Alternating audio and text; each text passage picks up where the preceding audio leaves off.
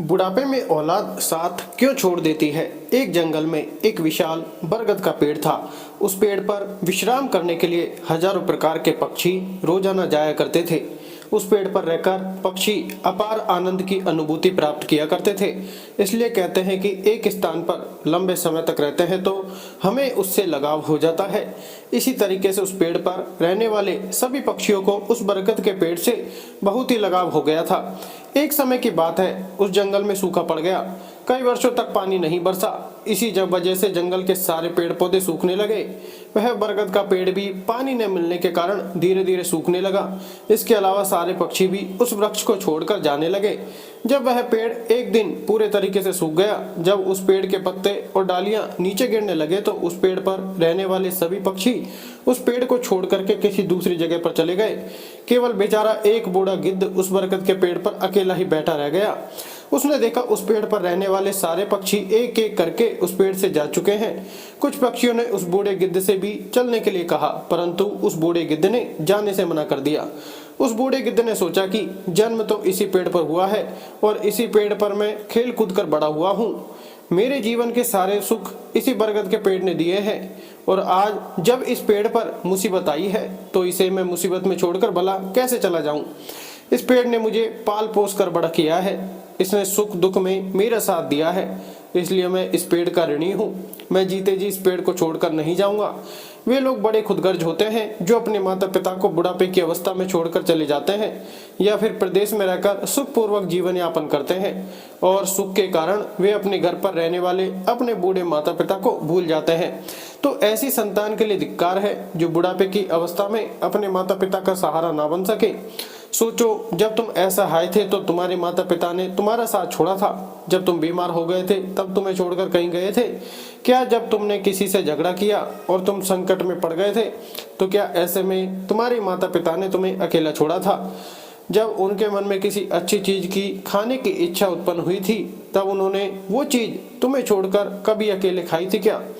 आज वो बेचारे बूढ़े हो गए हैं तो आज तुम्हें उनसे घृणा होने लगी। तुम्हारे माता पिता ने इतना किया तो तुम अपने माता पिता के लिए क्या इतना भी नहीं कर सकते कि उनके बुढ़ापे की लाठी बनकर उनका सहारा बन सको? उस बूढ़े गिद्ध ने मरते दम तक उस पेड़ का साथ न छोड़ने की कसम खाई। कुछ दिन इसी प्रकार से और बीते तो वह पेड़ पूरी तरीके से जर्जर हो गया। उस पेड़ को दीमक काटने लगे, लेकिन वह बूढ़ा गिद्ध उस पेड़ को छोड़कर कहीं नहीं गया। दिन में थोड़ा बहुत इधर उधर घूमकर भोजन का प्रबंध कर लेता था और शाम होने पर उस सूखे हुए पेड़ पर आकर बैठ जाता था। इस प्रकार से कई दिन बीत गए।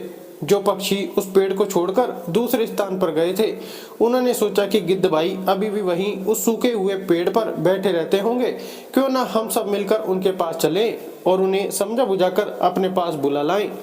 यही सोच करके कुछ पक्षी उस बूढ़े गिद्ध के पास आए और उस बूढ़े गिद्ध को अपने साथ ले जाने का आग्रह किया और कहने लगे, अरे गिद्ध भाई, तुम कहाँ सूखे हुए पेड़ पर बैठे रहते हो? अब तुम्हें पता नहीं इस पेड़ का जीवन खत्म हो चुका है।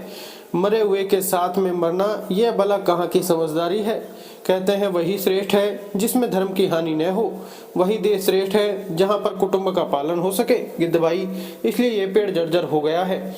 दीमक इसे दिन रात काट कर खा रहा है। किसी दिन हवा के तेज झोंके के साथ में यह पेड़ गिर जाएगा।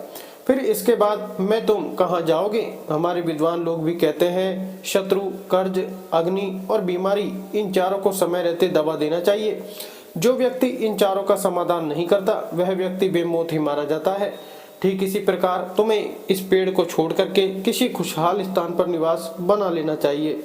उन सारे पक्षियों के समझाने के बाद भी वह बूढ़ा गिद्ध उन पक्षियों की बात मानने के लिए तैयार नहीं हुआ और कहने लगा, हे पक्षियों, यह बरगद का पेड़ मेरे माता पिता के समान है। मेरे माता पिता भी मुझे जन्म देने के बाद में इसी पेड़ पर छोड़कर चल बसे।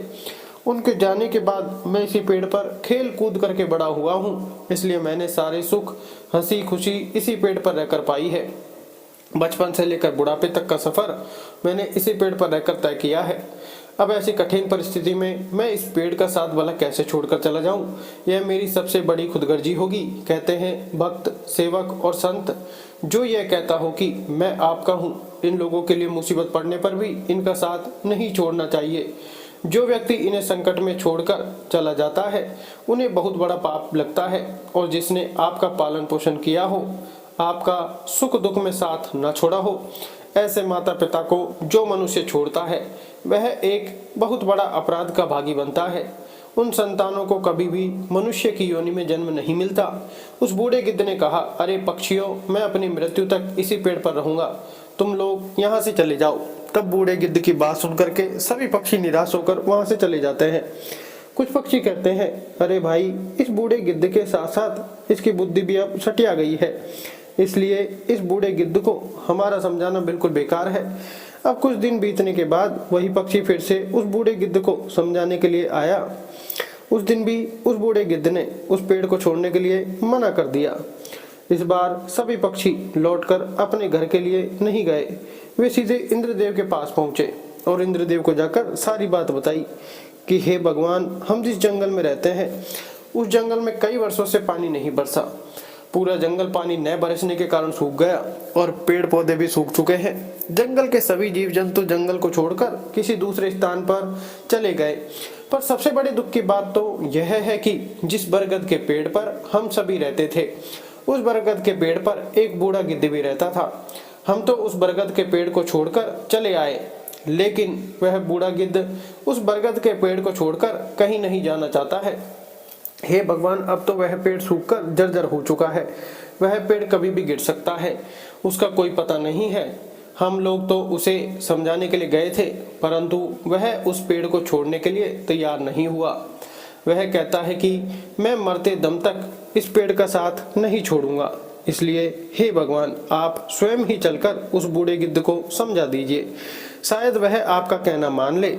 इस प्रकार से पक्षियों के बार बार निवेदन करने से इंद्रदेव ने उनकी बात मान ली और इंद्रदेव उन पक्षियों के साथ जाकर उस वन में पहुंचकर उस बूढ़े गिद्ध को समझाने लगते हैं और कहते हैं, हे गिद्धराज, मैं देवराज इंद्र तुम्हें समझाने आया हूँ। यह पेड़ बहुत ही जर्जर स्थिति में हो गया है, इसकी डालियां सूखकर गल चुकी हैं, इस पर छाया भी नहीं है और एक भी पत्ता नहीं बचा, और तुम भी बहुत बूढ़े हो चुके हो। यदि किसी दिन यह पेड़ गिर गया तो तुम्हारी मृत्यु हो सकती है। इसलिए हे गिद्धराज, तुम इस पेड़ को छोड़कर किसी सुरक्षित स्थान पर चले जाओ। इंद्रदेव की बात सुनकर वह बूढ़ा गिद्ध कहने लगा, हे भगवान, एक बात बताइए, जब मेरा जन्म हुआ था तो मेरे माता पिता मुझे इस पेड़ पर छोड़कर स्वर्ग सिधार गए थे। जब मैं छोटा सा था और ऐसा आया था तो मुझे इस पेड़ ने मुझे पाल पोस कर बड़ा किया और मैं इसी पेड़ पर खेल कूद कर बड़ा हुआ और इसी पेड़ पर रहकर मैं बूढ़ा हो चुका हूँ। मेरा पूरा जीवन भी इसी पेड़ की छांव में रहकर बीता है।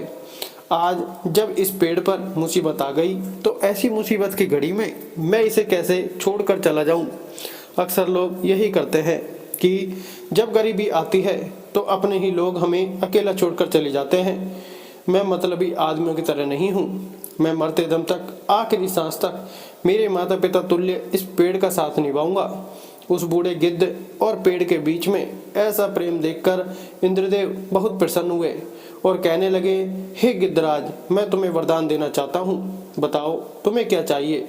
तब बूढ़ा गिद्ध बोला, हे भगवान, यदि आप देना ही चाहते हो तो मुझे वरदान नहीं चाहिए।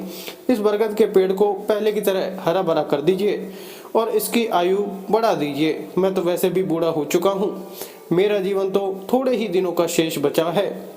मेरे बाद इस पेड़ की छाया में हजारों पक्षी सुखी से रहें और सबका भला हो तो मुझे खुशी मिलेगी। गिद्धराज की बात सुनकर देवराज इंद्र ने उस पेड़ को पहले की तरह हरा भरा बना दिया और पूरे जंगल में पानी बरसाकर हरा भरा कर दिया। पूरे जंगल के पेड़ पौधे पहले की तरह हरे भरे हो गए। चारों तरफ हरियाली ही हरियाली छा गई। सभी जीव जंतु और पशु पक्षी उस जंगल को छोड़कर चले गए थे, वे सभी पशु पक्षी उस जंगल में फिर से लौट आए। पहले की तरह सभी पक्षी उस बरगद के पेड़ पर आकर रहने लगे और सभी पक्षी उस बूढ़े गिद्ध की सेवा करने लगे। उसके लिए भोजन पानी सब वहीं पक्षी लाकर देने लगे। इस प्रकार से उस बूढ़े गिद्ध का शेष जीवन व्यतीत हुआ। इसलिए अपनों का बुरे वक्त में कभी भी साथ नहीं छोड़ना चाहिए, खास करके जिसने आपको जन्म दिया है। जैसे माता पिता पालन पोषण करने वाले, उन माता पिता का जो आपके जीवन दाता है, आपको पाल पोस कर बड़ा करने के लिए कई मुसीबत से लड़ते हैं। धन्यवाद। राधे राधे।